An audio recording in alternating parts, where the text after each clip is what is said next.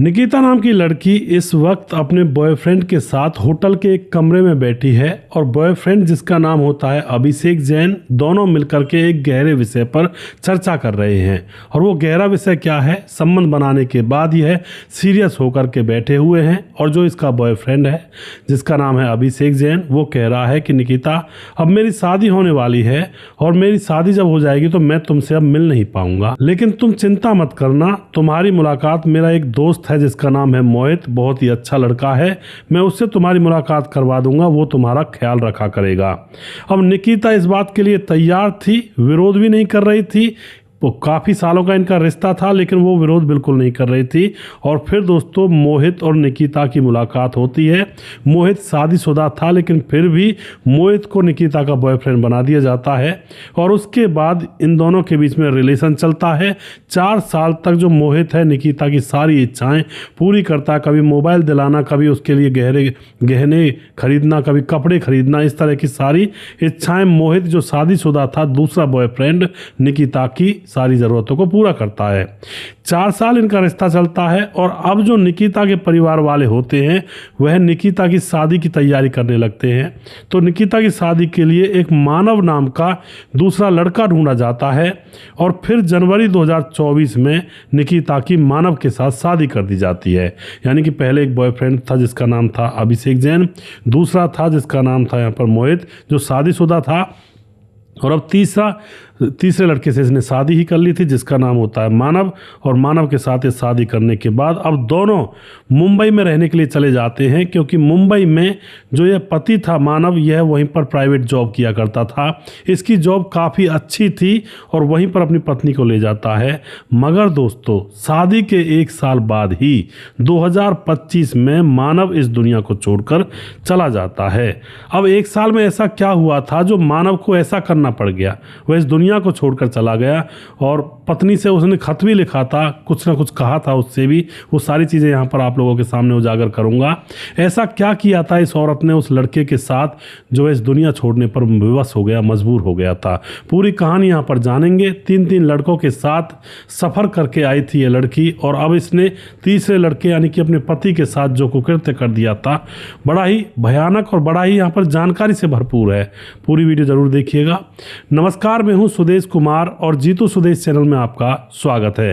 दोस्तों यह घटना पश्चिम बंगाल के एक छोटे से शहर से घटना स्टार्ट होती है, जहां पर निकिता नाम की एक लड़की है जो रहा करती है, उसके माँ बाप हैं, उसकी एक मौसी है।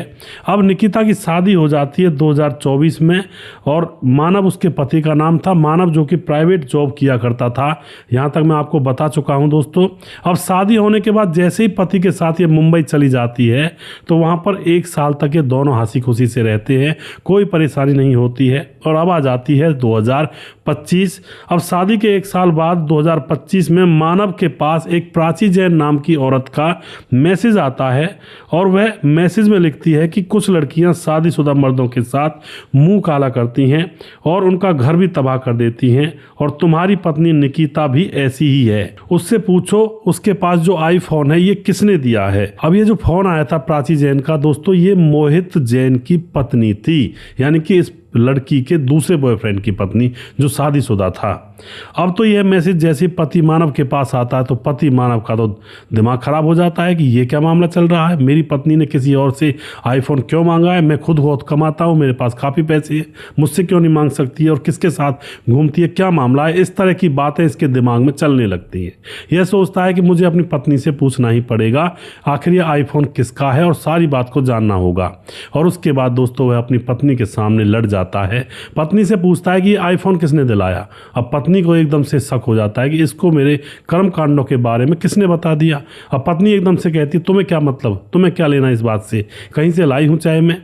लेकिन पति मानव कहता है कहीं से क्यों ला सकती हो, क्या तुम बेकारन हो या फिर ऐसी डोलती हो घूमती हो, अरे मैं हूँ, मैं काफ़ी कमाता हूँ, मुझसे मांगो कोई चीज़ तुम्हें चाहिए तो। लेकिन जो उसकी पत्नी होती है निकिता, वह एकदम से उसके ऊपर गुस्सा करती है और दोस्तों अब उसको धमकी देती है कि अगर तुमने मेरे साथ कुछ किया या फिर आगे बात बढ़ाई तो मैं तुम्हारे ऊपर दहेज प्रथा का केस लगा दूंगी और फिर तुम जेल में सड़ते रहना।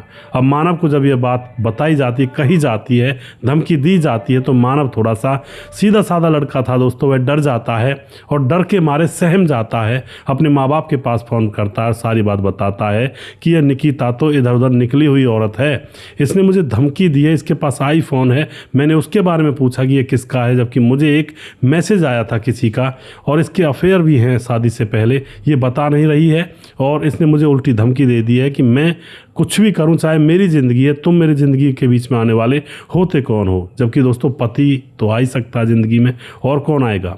अब यहाँ पर जो यह लड़की होती है निकिता अपने मायके चली जाती है, काफ़ी दिन तक मायके रहती है। अब इसका जो पति होता है मानव, इसके पास फ़ोन भी करता है कि ऐसा कैसा प्रेमी है वो, उसे मुझसे मिलवाओ, मैं भी तो देखूँ उसके अंदर आखिर मुझसे अलग क्या है, सुंदर ज़्यादा है या हष्टपुष्ट ज़्यादा है या हाइट ज़्यादा है या फिर ज़्यादा प्यार करता है, आखिर वह है क्या। इस तरह का मैसेज उसने अपनी पत्नी निकिता के फ़ोन पर भेजा, लेकिन निकिता अब इन चीज़ों को नज़रअंदाज करने लगती है, पति से दूर होने लगती है, पति के पास जा ही नहीं रही थी और बार बार पति को धमकियां दे रही थी कि मैं तुम्हें दहेज के केस में फंसा दूंगी। अब तो दोस्तों यहाँ पर मानव अंतर्मन से टूट जाता है और उसके बाद मानव इस दुनिया से चल बसता है और उसने यह बहुत ही गलत फैसला लिया था अपनी पत्नी के ऊपर, और वो भी पत्नी ऐसी जो इधर उधर मुंह मारती है। अब तो जैसी पुलिस को पता चलता है, पुलिस लाश की पोस्टमार्टम करवाती है और फिर फ़ोन की मैसेज वगैरह ये सारी चीज़ें डिटेल हिस्ट्री निकाली जाती है, तो पुलिस को पता चलता है कि जो निकिता इसकी पत्नी है उसके घर वाले भी उसके साथ हैं इसके कृत्य में। निकिता जब अपनी मौसी से बात करती है कभी कभी, तो पुरानी जो हिस्ट्री निकलती है चैटिंग की, तो उसमें उसकी मौसी जो होती है वह उससे बार बार कह रही थी कि तुम मोहित से कहो कि वो तुम्हारे लिए वहीं पर जॉब ढूंढ ले, मोहित जो कि दूसरा बॉयफ्रेंड है, उससे कहो कि नौकरी तुम्हारे लिए वहीं पर ढूंढ ले और वहीं पर तुम दोनों किराए के कमरे में लिव इन में रह लेना, कुछ दिन नौकरी कर लेना। इस तरह की बातें जब मौसी कर रही है निकिता से, तो सोचो कैसा परिवार होगा। उसके बाद पुलिस और जांच पड़ताल करती है तो पता चलता है निकिता के माँ बाप को इसके अफेयरों के बारे में सब कुछ मालूम था और फिर भी उन्होंने अपनी इस बिगड़ैल बेटी को एक सीधे साधे मानव नाम के लड़के के साथ बांध दिया और इसने मानव की ज़िंदगी को तबाह कर दिया। मानव इस दुनिया को छोड़कर जा चुका है इस निकिता के ऊपर। यह सारी डिटेल जब पुलिस को मिलती है तो निकिता को और उसके प्रेमी के ऊपर कार्रवाई होती है और उसके घर वालों के ऊपर भी कार्रवाई होती है कि तुमने एक सीधे साधे आदमी को इस तरह का कुकृत्य करने पर, इस तरह से जान देने पर मजबूर कर दिया। तो दोस्तों इनके ऊपर कार्रवाई तो होती है, लेकिन ये आसानी से छूट जाएंगे, आप लोगों को पता ही है, ये कोई बड़ा केस तो बनता नहीं है। अब यहाँ पर मानव ने गलत कदम उठाया था या सही कदम उठाया था, यह भी विचार करने योग्य बात है। दोस्तों मेरे हिसाब से मानव ने बेवकूफ़ी भरा कदम उठाया था। जो लड़की इधर उधर मुँह मार रही है, कभी किसी के बिस्तर पर कभी किसी के बिस्तर पर, ऐसी लड़की के लिए इस दुनिया को छोड़ना बहुत ही महा बेवकूफ़ी है। अरे उसका क्या, उसका तो ये धंधा है, आज मानव की मौत हो गई, कल को किसी और लड़के को पकड़ लेगी, किसी और के साथ घूम लेगी, उसका क्या बिगड़ा, उसका कुछ भी नहीं बिगड़ा। मानव अपनी जान से गया। मानव को अपनी ज़िंदगी से थोड़ा प्यार करना चाहिए था, क्योंकि ज़िंदगी बड़ी अनमोल होती है, इसको इस तरह से नष्ट करना बहुत बड़ा पाप और गुनाह होता है। अरे अपनी ज़िंदगी में जीता, उसको तलाक दे देता या फिर 4 लोग इकट्ठे करके पंचायत कर देता, उससे दूर हो जाता, दूसरी शादी हो जाती, अच्छा खासा कमाता था। ऐसी बिगड़े लड़की के ऊपर अपनी जान देना यानी कि बहुत ही घाटे का सौदा है। अपनी जान इतनी कीमती और इतनी अनमोल है, उसको किसी ऐसी वैसी लड़की के साथ जो मुंह मारती हुई घूमती है उसके लिए बिगाड़ देना बहुत ही घाटे का सौदा है। तो मानव ने बहुत ही गलत कदम उठाया था। और दूसरी गलती इस लड़की के माँ बाप की थी। जब उनको पता था कि ये लड़की इधर उधर घूमती है, कहीं कहीं बॉयफ्रेंड्स रखती है, तो उसको पहले से ही किसी सीधे साधे लड़के के पल्लू में अपनी बिगड़ैल लड़की को नहीं बांधना चाहिए था। यह भी एक बहुत बड़ा पाप होता है। और आजकल आपने देखा होगा दोस्तों, बहुत सारी हत्याएं ऐसे मामले में हो जाती हैं। लड़की बिगड़ैल होती है, उसको पति के पल्लू बांध दिया जाता है, लड़की के शौक खत्म नहीं होते हैं और फिर प्रेमी के साथ मिलकर पति को ही रास्ते से निपटा देती हैं। तो सावधान रहने की बहुत ज़्यादा ज़रूरत है।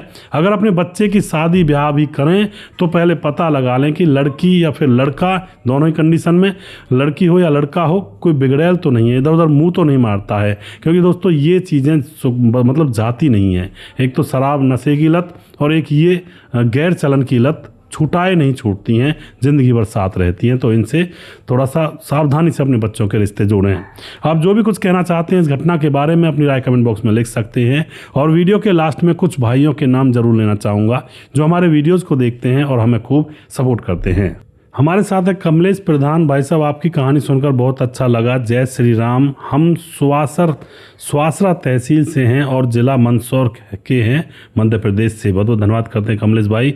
मनोज श्रीवास्तव जी कहते हैं आपकी कहानी बहुत अच्छी थी। पति ने पत्नी को मना किया, अच्छा जिंदगी दिया उसको नहीं भाया, लास्ट में उसके साथ जो हुआ वह उसका कर्म के चलते हुआ, ऐसा होना ही था। जय श्री राम, गोपालगंज बिहार, 28 वार्ड नंबर 23। और बहुत बहुत धन्यवाद करते हैं जी। उसके बाद हमारे साथ सुजीत कुमार हमारे लगातार कमेंट करते हैं, नमस्कार गुरुजी, राधे राधे। मुकेश कुमार यूपी 83 से कमेंट करते हैं। सिकरम राज कमेंट करते हैं ग्राम बेलवा, जिला मोतीहारी से। और किरण शुक्ला कमेंट करते हैं। राम गोसाई हमारे भाई लगातार कमेंट करते हैं। समाधान पाटिल जलगांव महाराज से कमेंट करते हैं। पवन कुशवाहा कमेंट करते हैं। विंध्याचल राजभार कमेंट करते हैं। हृदय राम भारती कमेंट करते हैं। आकाश निगम कमेंट करते हैं, आपकी वीडियो मेरे को बहुत मस्त लगती हैं, अच्छी शिक्षा देती हैं। और धर्मेंद्र जाटव को यूपीएससी से धर्मेंद्र नाम से कह रहे हैं, बहुत बहुत धन्यवाद करते हैं आकाश भाई। और उसके बाद हमारे साथ हैं सुजीत कुमार कमेंट करते हैं। सूरज डी हमारे भाई फिजी से कमेंट करते हैं। राधेश्याम शर्मा सिरसी जयपुर राजस्थान से कमेंट करते हैं। मोनू जैन कमेंट करते हैं। और राजकिशोर चौरसिया महाबलेश्वर महाराज से कमेंट करते हैं। छगनदास खारडा राजस्थान से कमेंट करते हैं। और उसके बाद हमारे साथ दुर्योधन भाई कमेंट करते हैं। सुशील चौधरी हमारे भाई लगातार कमेंट करते हैं। राम मोहम्मद यासीन लाहौर पाकिस्तान से कमेंट करते हैं। जिस भाई का नाम रह गया उस भाई का नाम अगले वीडियो में जरूर लूँगा।